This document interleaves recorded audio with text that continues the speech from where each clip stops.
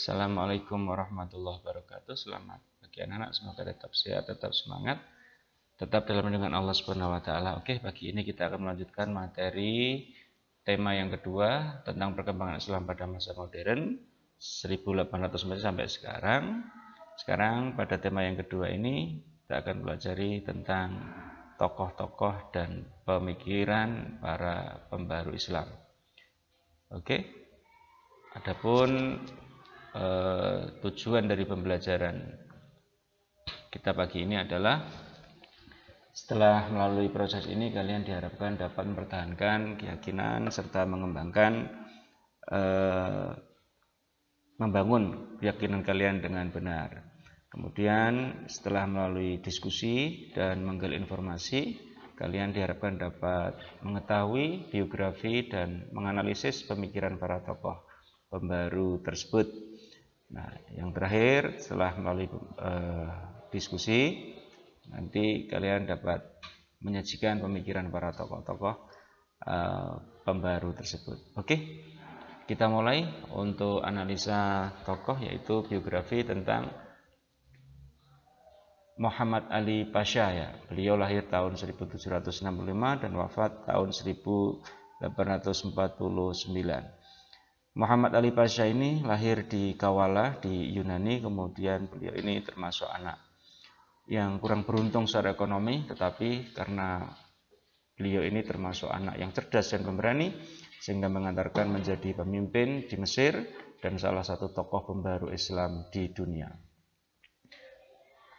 Ya, kemudian pemikiran Muhammad Ali Pasha yaitu dia mengirimkan pelajar Mesir ke Perancis sebanyak 311 siswa. Kemudian pada bidang militer juga punya kemajuan yang luar biasa. Kemudian dalam bidang ekonomi, pendidikan, dan juga dalam bidang pendidikan khususnya beliau memasukkan kurikulum sekolah umum, sekolah eksak kepada sekolah agama. Kemudian yang kedua yaitu Rif'ah Baidawi atau Rafi'at At-Tahtawi, lahir tahun 1801 dan wafat pada tahun 1873. Lahir dari keluarga bangsawan, dilahirkan dalam tradisi keluarga keagamaan yang sangat kuat, sehingga umur 16 tahun beliau telah menyelesaikan di Universitas Al-Azhar. Kemudian setelah itu melanjutkan ke Perancis, kemudian setelah pulang beliau diangkat untuk menjadi penerjemah pada masa pemerintahan Muhammad Ali Pasha. Adapun pemikiran At-Tahtawi adalah dalam pendidikan, yaitu pendidikan harus mengakomodir pendidikan universal dan emansipasi wanita harus diperkuat dalam bidang ekonomi, juga dalam bidang kesejahteraan, dalam bidang pemerintahan. Itu beliau mencontohkan pemerintahan yang paling ideal adalah pemerintahan pada Rasulullah dan para sahabat. Kemudian tentang istihad, beliau berpendapat bahwa pintu istihad ini masih terbuka lebar bagi umat Islam. Istihad harus dilakukan oleh para ulama yang memenuhi syarat. Dalam bidang sains, beliau mengatakan bahwa sains ini tidak bertentangan sama sekali dengan syariat Islam. Tokoh kita yang kedua adalah Jamaluddin Al-Afghani. Beliau lahir di Afghanistan, meninggal di Istanbul, Turki pada tahun 1897 Masehi. Jamaluddin ini pemimpin pembaru Islam yang tempat tinggalnya dan aktivitasnya berpindah-pindah dari satu negara ke negara lainnya. Adapun pemikirannya adalah beliau berpendapat bahwa penyebab kemunduran Islam disebabkan oleh beberapa hal, yaitu akhlak yang buruk dan kurang perhatian terhadap ilmu pengetahuan serta kelemahan umat Islam dalam berbagai bidang. Kemudian juga beliau menggulirkan ide tentang pan-islamisme, yaitu paham yang bertujuan untuk menyatukan umat Islam di seluruh dunia. Kemudian beliau juga berpendapat bahwa antara lelaki dan perempuan memiliki kedudukan yang sama. Kemudian berusaha mengubah sistem pemerintahan autokrasi menjadi demokratis. Oke anak-anakku sekalian, kita lanjutkan tokoh kita yang selanjutnya yaitu Muhammad Abduh 1849 dan meninggal pada tahun 1905 Masehi. Beliau dilahirkan di Mesir kemudian masih keturunan sahabat Umar bin Khattab dari garis ibunya. Kemudian melanjutkan ke Universitas Al-Azhar Kairo. Setelah itu kemudian mengajar di Al-Azhar dan kemudian menjadi mufti pertama di Mesir pada tahun 1899. Adapun pokok-pokok pemikiran dari Muhammad Abduh adalah dalam bidang pendidikan agar dilakukan lintas disiplin ilmu, kemudian pintu ijtihad juga harus dibuka lebar, kemudian Islam itu agama yang mendorong untuk menggunakan ajaran rasionalitas, kemudian tentang politik beliau berpendapat bahwa kekuasaan negara harus dibatasi oleh konstitusi. Selanjutnya tokoh pembaru Islam adalah Rashid Ridho, Muhammad Rashid Ridho. Beliau lahir tahun 1865 sampai meninggal pada tahun 1935. Ya, beliau lahir di Kolamun, ya, tidak jauh dari ibu kota, dari kota Tripoli di Lebanon. Kemudian latar belakang pendidikannya adalah di Madrasah Watoniyah Al-Islamiyah, yaitu yang ada di Tripoli. Adapun pemikirannya adalah bahwa kemunduran Islam dalam berbagai aspek kehidupan adalah karena umat Islam yang berpaling dari ajaran-ajaran Islam.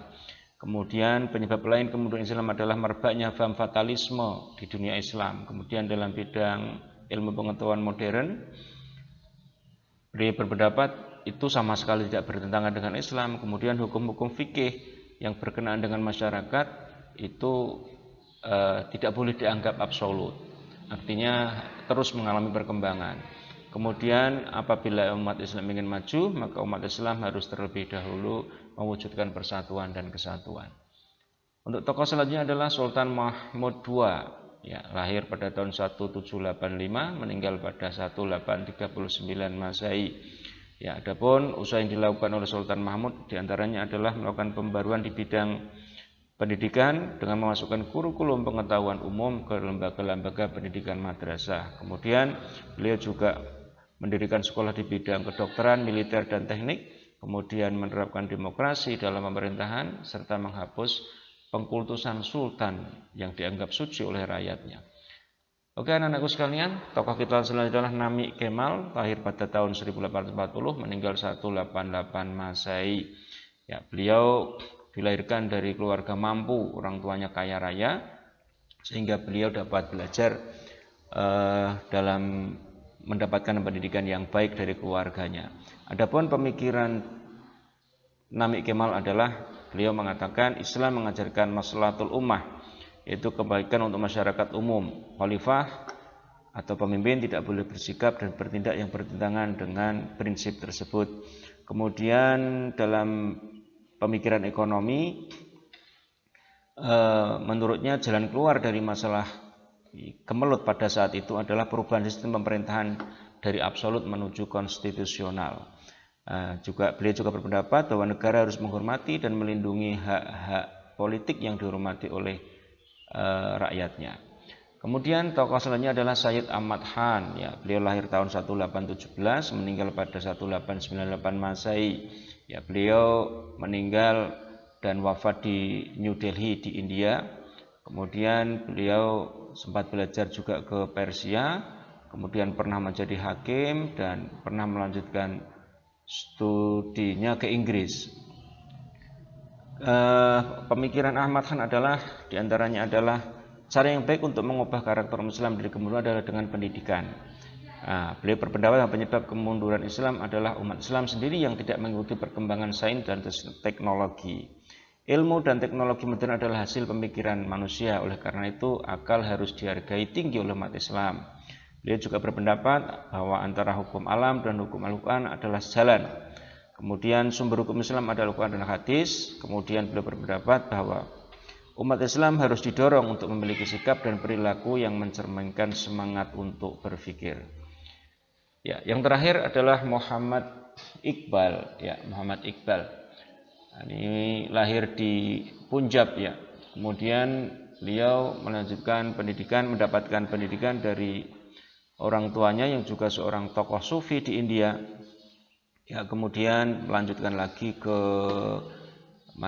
di Lahore dan mendapat gelar Bachelor of Art pada tahun 1897. Kemudian 2 tahun kemudian mendapat gelar Master of Art, kemudian mendapatkan gelar PhD ya, dari Universitas Munich di Jerman. Adapun pokok-pokok pemikirannya adalah bahwa beliau mengatakan bercita-cita membangun sebuah peradaban baru yang anggun, yaitu perpaduan antara peradaban barat dan peradaban timur. Beliau berpendapat Al-Quran merupakan kitab yang lebih mengutamakan amal daripada cita-cita. Kemudian pintu ijtihad harus dibuka, ya, jangan ditutup. Kemudian menceritakan kebangkitan umat Islam dari tidur panjangnya, dan sehingga kehidupan umat Islam menerima kehidupan yang dinamis. Demikian anak-anak sekilas tentang biografi dan pemikiran para tokoh-tokoh pembaharu Islam yang kita pelajari untuk pagi ini. Silakan untuk bisa mengembangkan materi tersebut menjadi lebih luas, menjadi lebih baik, dan silakan dirumuskan dalam bentuk metode pembelajaran diskusi. Terima kasih atas perhatiannya. Wassalamualaikum warahmatullahi wabarakatuh.